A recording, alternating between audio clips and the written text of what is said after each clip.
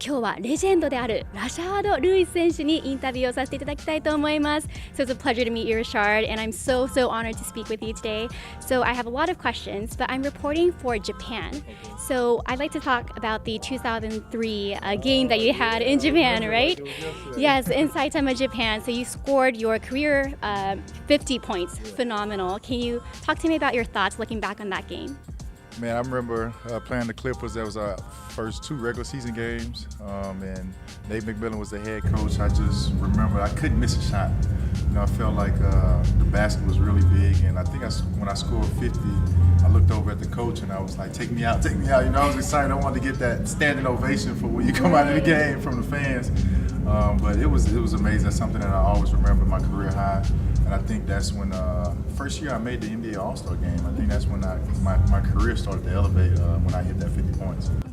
How did you feel when you made those 50 points, especially in Japan? It's like a different place. It was different. I felt like I've arrived in the NBA. You know, I was a young kid at the time and trying to make a name for myself. But you know, not only the NBA fans seeing me score 50 on TV, but I was in a whole different country, gained a whole different fan base from the other side of the world. And they love the NBA over there. And for me to be able to put on a good performance, you know, it's felt like I inked my name in stone over there by scoring 50 points. Definitely.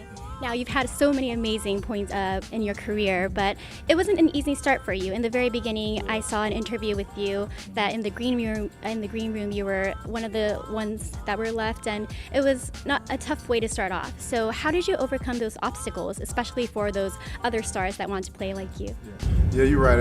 When I got drafted, I thought I would go in the first round. I went to the draft and ended up getting picked in the second round, which was obviously heartbreaking for me because I was a teenage high school kid coming out of high school. I had an agent, so I couldn't go back to college. And when you're in the second round, you're not guaranteed. You have to try out for the team. So I think that was the toughest part I was dealing with. But that year I got drafted, it was a lockout. You know, the NBA was knocked out for like 2 or 3 months, and I think that actually helped me, you know, build my confidence up and develop my game by playing pickup basketball with other NBA players.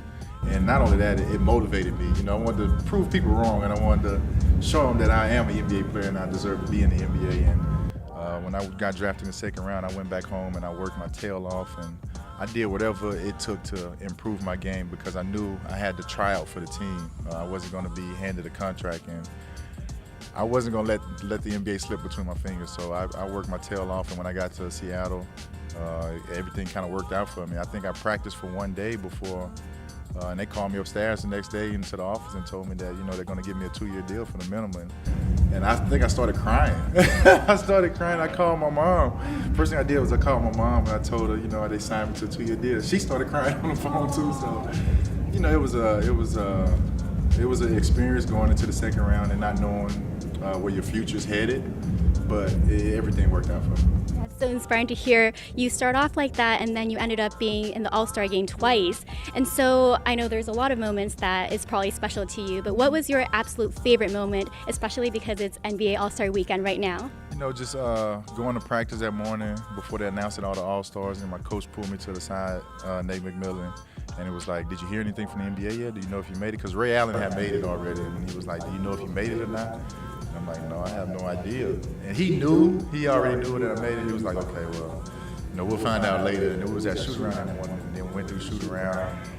Then after the shoot around was over, he kind of gathered everybody together in the huddle and started talking to us about the game later that night. But he was also one to, you know, let everybody know that Rashard made the All-Star team this year. And I kind of looked at him in surprise, shock, because he had asked me earlier that day.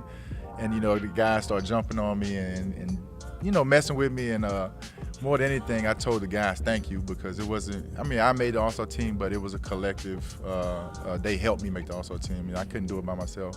So it was more being thankful to my teammates than anything. Definitely. And what about this year's All-Star game? Who have you been following or eyeing the most? A lot of the young guys, you know, Joel Embiid just has a lot of talent. Went to the rookie-sophomore game with Ben Simmons. But I think the game today, the All-Star game, the concept of LeBron picking his team, and Steph Curry picking the team, watching them practice, you see some East guys playing with West guys, and it's, you know, the first year for that, so it's a little different, but I think it's going to be a lot of fun to see those guys play together.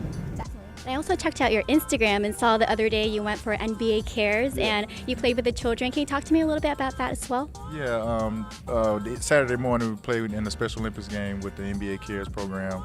And, you know, that's just, for me, growing up, I've always had a soft heart for special need kids. And when they asked me if I wanted to play in that game, you know, I was so excited about it. I felt like I was playing in an all-star game just because, you know, I love giving back to the community as well as special needs kids. And, you know, those kids went out there and played the game. We had so much fun just running up and down the court and interacting with the kids and then playing musical chairs. I mean, it was a bunch of different things that we did throughout the game. And just to see the smile on their face and the excitement for them playing with the NBA and WNBA players was heartwarming for me.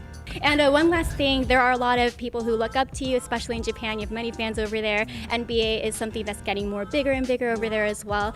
If you can share like a message or personal message to those people who are watching NBA, getting into NBA, and also people who are aspiring to be like you. I think one thing I was always told growing up as a kid, you know, you set your goals high and you set dreams for yourself. And you have to have confidence and believe within yourself. People will try to tear you down and tell you can't do this and you can't do that. But if you believe in yourself, you can do anything you want. Definitely. Thank you so much. Wonderful. Thank you.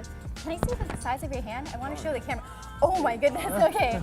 Can you take a look right here? Look at that. Oh, I know, you can literally just squeeze my hand in there.